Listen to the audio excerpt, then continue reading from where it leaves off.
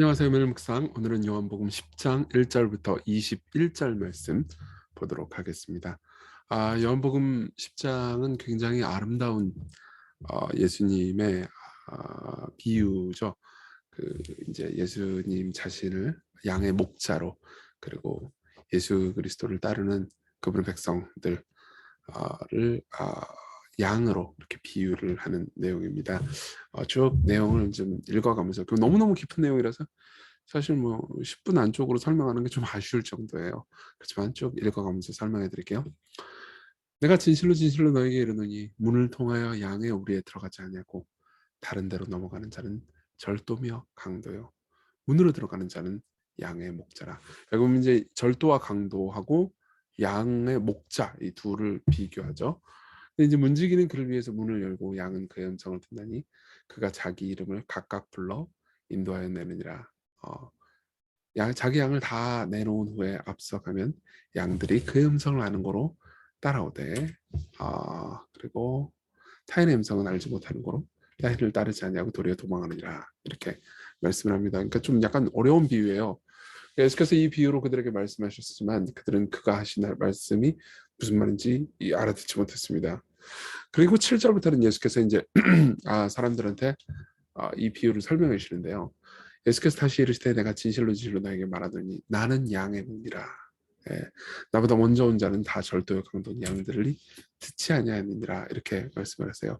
그래서 내가 문이다. 그러니까 여기 보면 중요한 게 이제 내가 문이다. 예수님이 목자이기도 하지만 문이기도 하다고 해요. 그러니까 여기에는 비유가 되게 많이 엉켜 있고 섞여 있어요. 그래서 직관적으로 잘 이해가 안 되지만 좀 따라가면서 이해를 할 수 있습니다. 보세요. 어떤 인간 목자가 있어요. 저도 여러분들의 목자죠. 근데 문이 이제 예수님이라고 그랬단 말이에요. 그럼 그 문을 통과해야만 진짜 목자고, 문을 통과하지 않으면 가짜 목자라는 거잖아요. 그렇죠? 자, 그 말은 무슨 말일까요? 제가 예수 그리스도를 통과하지 않는 사람이라면, 예수 그리스도를 만나지 못한 사람이라면, 예수 그리스도를 통해서 여러분들에게 가지 않잖아요. 그럼 저는 강도예요. 강도의 특징은 뺏으려고 한다는 겁니다. 무슨 말이냐면 강도는요, 양들을 이용해서 유익을 얻으려고 합니다. 예. 그러니까 강도는 양들을 굉장히 사랑해 주는 것처럼 볼 수 있어요. 그렇지만 결국은 뭐 양들을 가스라이팅 한다든가, 양들을 벗겨가지고 가죽을 혹은 고기를 먹으려고, 그러니까 양들을 이용해서 자기를 채우려고 하는 존재죠. 그렇지만 문을 통과하는 존재는 어떻습니까? 양들을 먹입니다. 그래서 누구든지 나로 말미암아 들어가면 구원을 받고 또는 들어가면 나오면 꼴을 얻으리라. 도둑이 오는 것은 도둑질하고 죽이며 멸망시키려는 것뿐이요 내가 온 것은 양으로 생명을 얻게 하려고 더 풍성을 얻게 하려는 것이라니와. 그 다음에 이제 비유가 전환됩니다. 예수께서 자기 자신을 문이라고 했다가 또 이제 선한 목자라고도 비유하세요. 나는 선한 목자라. 선한 목자는 양들을 위해 목숨을 버리거니와. 사꾼은 목자가 아니요. 그러니까 여기서 보면 이제 두 번째 비유로 들어가는데요. 아까는 이제 강도하고 예수님과의 비유였잖아요. 목자의 비유였잖아요. 이제는 선한 목자와 삭꾼의 비유입니다. 삭꾼은 어떤 사람이에요? 12절, 목자가 아니고 양도 제 양이 아니라 이리가 오는 것을 보면 양을 버리고 달아나니 이리가 양을 물어가고 또 해치느니라, 이렇게 얘기합니다. 자, 보세요. 삭꾼은 강도하고는 다릅니다. 강도는 나쁜 짓을 해요, 양들에 대해서. 근데 삭꾼은 나쁜 짓을 하지는 않습니다. 그러니까 월급쟁이에요. 예. 근데 사건의 특징은 뭐냐면 위험을 감수하지는 않는다는 거예요. 실제로 예수님께서 사건을 비난하진 않으십니다. 강도는 비난해요. 근데 사건을 비난하진 않아요. 근데 사건보다 예수님이 더 낫다라는 이야기를 하는 거죠. 그러니까 그때 당시에 종교 지도자들을 다 언급하면서 그들 중에 어떤 사람들은 강도고 어떤 사람들은 사건이라는 거죠. 예. 실제로 당시에, 그러니까 목양 지침서 같은 것들도 있었어요. 진짜 양을 치는 양치기들의 목양 지침서들을 보면은, 그러니까 이리가 한 마리가 오면은 목자는 도망가면 안 된다. 그렇지만 두 마리가 오면은 도망가도 괜찮다는 식으로 이렇게 써 있어요. 근데 이 선한 목자 예수님은, 그죠? 이리가 오는 것을 보고 몇백 마리가 와도 도망가지 않는다는 거죠. 이리가, 그러니까 이제 이 양을 물어가고 해칠 수가 없죠. 그렇지만 사쿠는 그렇게 물어가고 해칩니다. 그래서 어떻게 하냐? 달아나는 것은 그가 사꾼인 까닭에 양을 돌보지 아니함이라. 나는 선한 목자라. 나는 내 양을 알고 양도 나는 나는 것이 아버지께서 나를 하시고 내가 아버지를 아는 것 같으니 나는 양을 위하여 목숨을 버리더라. 또 이 우리에 들지 아니한 다른 양들이 내게 있어. 그러니까 예수님이 양이긴 하지만 아직 우리에 들어오지 않은 사람들이 있어요. 그러니까 예컨대 지금으로 치면 이런 거죠. 하나님께서 택하신 하나님의 백성들이에요. 그렇지만 아직 교회에 들어와 있지 않는 거예요. 우리가 복음을 전해서 그리스도께로 인도해야 될 대상들인 거죠. 내가 인도해야 할 테니 그들도 내 음성을 듣고 한 무리가 되어 한 목자에게 있으리라. 내가 내 목숨을 버리는 것은 그것을 내가 다시 얻기 위함이니 이로 말미암아 아버지께서 나를 사랑하시느니라. 이를 내게서 빼앗는 자가 있는 것이 아니라 내가 스스로 버리노라. 그때 당시 사람들 입장에서는 되게 어려운 말일 거예요. 그렇지만 우리는 이제 그리스도의 죽음과 부활을 알고 있기 때문에 그분이 양들 대신 목숨을 버리시고 사탄 이리의 세력에 뜯기시면서 죽으시고 그리고 목숨을 다시 얻고 부활하셨구나. 이걸 가리킨다는 것을 알 수 있죠. 근데 그분은 뭐예요? 억지로 하신 것이 아니고 스스로 버린 거죠. 나는 버릴 권세도 있고 다시 얻을 권세도 있으니 이 계명은 내 아버지께서 받았노라 하시니라. 그러니까 어떻게 돼요? 이 말씀을 말미암아 유대인들 중에서 분쟁이 일어납니다. 뭔 소리인지 못 알아듣겠다는 거죠. 그래서 그 중에 많은 사람들이 그 귀신들로 미쳤고는 어찌하여 그 말을 듣느냐 이렇게 얘기합니다. 그러니까 이걸 통해서 무슨 얘기를 하고 싶은 거냐면 지금 저 사람은 이 과대망상이다. 지가 하나님인 줄 안다 이렇게 얘기하는 거고요. 어떤 사람은 귀신 들린 자의 말이 아니다. 귀신이 맹인의 눈을 뜨게 할 수 있느냐 이렇게 묻습니다. 사실은 예수님을 볼 수 있는 보는 정직한 태도는 두 개밖에 없어요. 하나는 경배고요. 하나는 예수님을 대적하는 거죠. 자, 여기까지 내용을 좀 적용을 해볼까요? 첫 번째로는 양과 같은 우리의 연약함을 인정하고 예수님께로 나아가는 겁니다. 양으로 비유를 했잖아요. 자기 백성들을. 그때 당시 지금 양 그럼 목가적 분위기에 되게 우리 입장에서는 좋아 보이지만 당시 히브리 사회에서 양은 그다지 이미지가 좋은 동물이 아니었어요. 양들을 실제로 키우는 사람들은 양을 그렇게 좋아하지 않았습니다. 왜냐하면 그러니까 우리는 보통 그러니까 욕설에 보면 개를 쓰잖아요. 우리나라는 개가 흔했기 때문이에요. 근데 당시에 팔레스타인 사회에서는 양 같은 놈, 그럼 우리나라에 개를 사용한 욕설이랑 비슷한 거였어요. 왜? 양은 끝없는 보호가 필요하고 방향 감각도 없는데 지 멋대로 가요. 그러니까 인도를 반드시 받아야 돼요. 근데도 불구하고 말을 잘 안 돼요. 고집이 엄청 셉니다. 정이 가는 짐승도 아니에요. 막 개나 고양이처럼 막 사람한테 달라붙고 그러지도 않아요. 예. 막 시력도 어두워가지고 막 어버버버 하면서도 지 멋대로만 가려고 한단 말이에요. 근데 그분은 선한 목자로 우리 같은 연약한 사람들을 인도하시는 거죠. 그렇죠? 우리는 삶에서 내가 결정하는 게 하나님의 명령에 순종하는 것보다 더 옳다고 느껴질 때가 많고 종종 하나님의 명령에 순종해라 이 말을 왜 내 의지를 강요해 가스라이팅이야 폭력이야 이렇게 생각할 수 있어요. 잘 생각해보세요. 내가 양이에요. 그래서 막 길을 지 멋대로 가다가 이제 막 헤맸어요. 그렇죠? 저 멀리서 목자가 나를 발견했어요. 그럼 어떻게 하겠어요? 너무 기쁠 거 아니에요. 그래서 목자가 어떻게 하죠? 나를 들쳐업고 어깨에 메고 다리를 딱 묶을 거예요.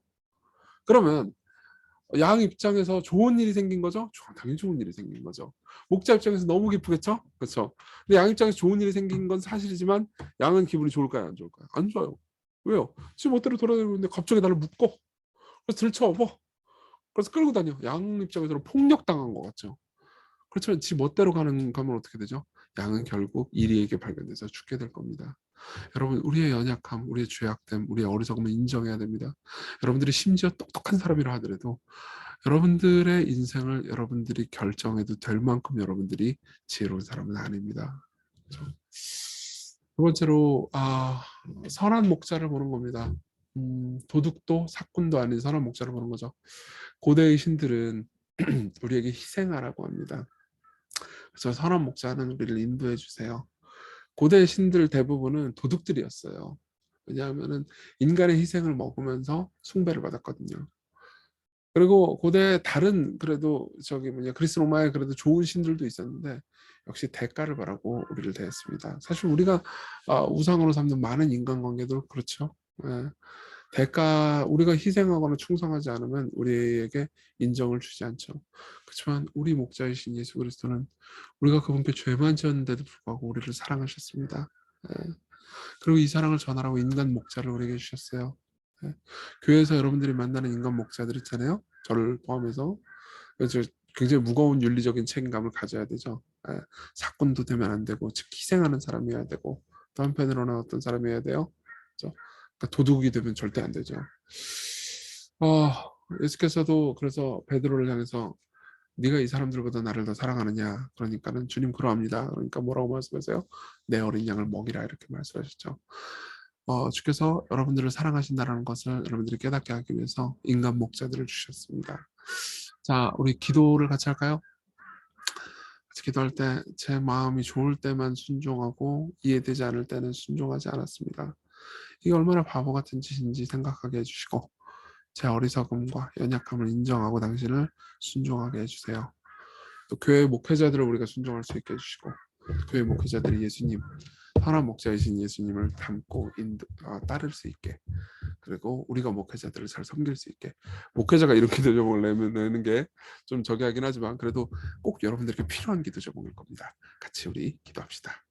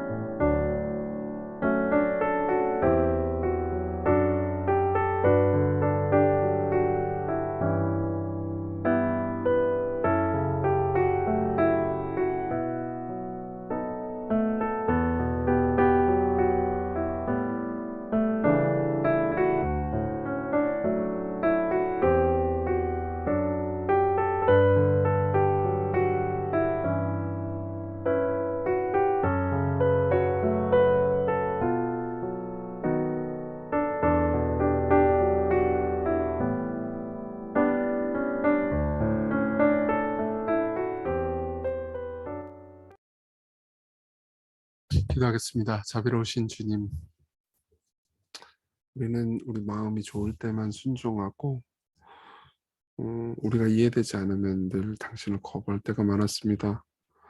우리가 그토록 어리석은 존재임에도 우리를 사랑하셔서 목숨을 내어놓으신 예수님, 당신이 명령하신 것이 다 이해되진 않지만 당신이 너무 선하신 분이기에 순종하려고 합니다. 우리를 인도해 주세요. 예수님 이름으로 기도했습니다. 아멘. 네, 은혜 안에서 오늘 기쁜 하루 되셨으면 좋겠습니다.